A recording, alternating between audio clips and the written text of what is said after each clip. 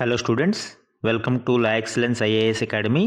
ఈరోజు మనం డిసెంబర్ 21 నాటి ఈనాడు న్యూస్ పేపర్లోని ఇంపార్టెంట్ కరెంట్ అఫైర్స్ మీద డైలీ క్విజ్ అనేది చూద్దామండి. ఈరోజు మన ఫస్ట్ క్వశ్చన్ చూడండి.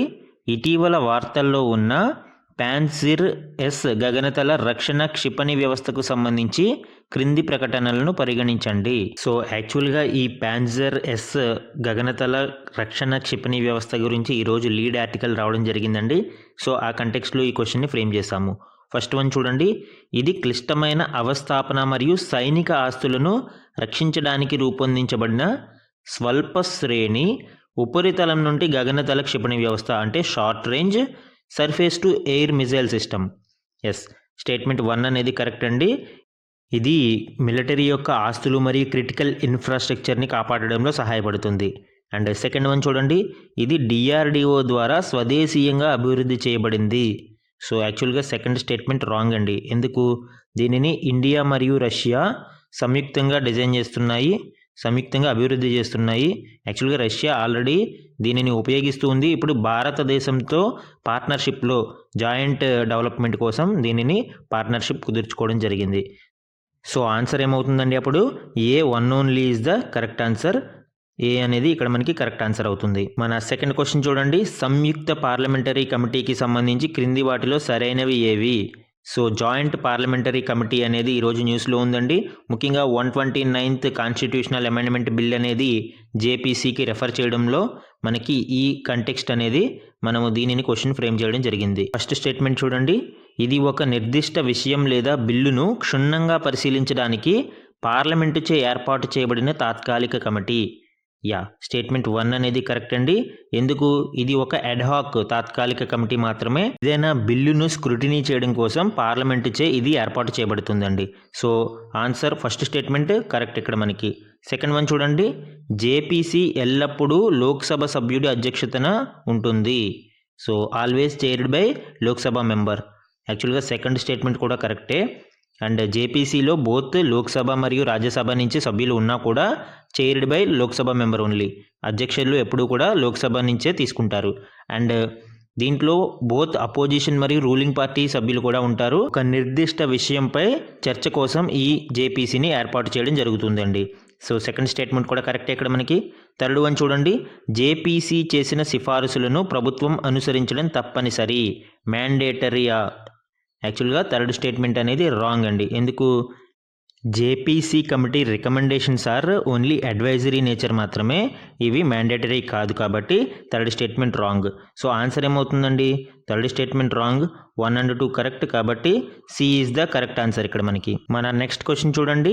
ప్రపంచ ఆరోగ్య సంస్థ WHO విడుదల చేసిన ప్రపంచ మలేరియా నివేదిక 2024 యొక్క కీలక ఫలితాలకు సంబంధించి క్రింది ప్రకటనలను పరిగణించండి.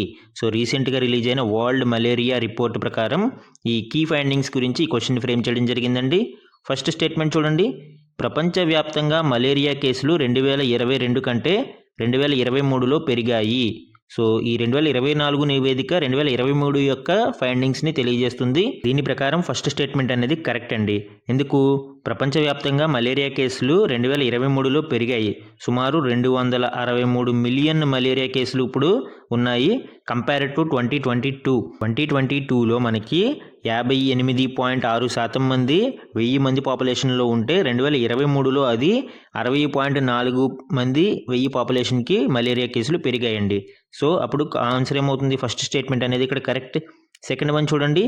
ఈ నివేదిక ప్రకారం భారతదేశంలో మలేరియా కేసులు తగ్గుముఖం పడుతున్నాయి. సెకండ్ స్టేట్మెంట్ కూడా కరెక్టేనండి. 2017 నుంచి ఇప్పుడు కంపేర్ చేస్తే 2023కి 69% మలేరియా కేసులు అనేవి డిక్లైన్ అయినాయి భారతదేశంలో. ప్రస్తుతం 20 లక్షల కేసులు మాత్రమే భారతదేశంలో మలేరియా కేసులు ఉన్నాయి. థర్డ్ వన్ చూడండి.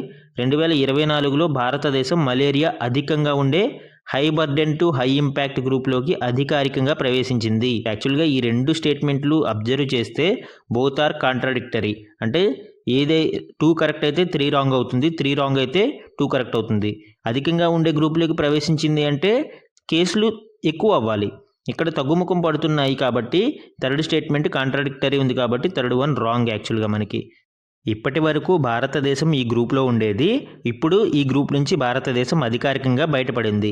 సో ఆన్సర్ ఏమవుతుందండి? 3 రాంగ్ కాబట్టి 1 and 2 A is the correct answer ఇక్కడ మనకి. మన నెక్స్ట్ క్వశ్చన్ చూడండి. బయో మైనింగ్కు సంబంధించి క్రింది ప్రకటనలను పరిగణించండి.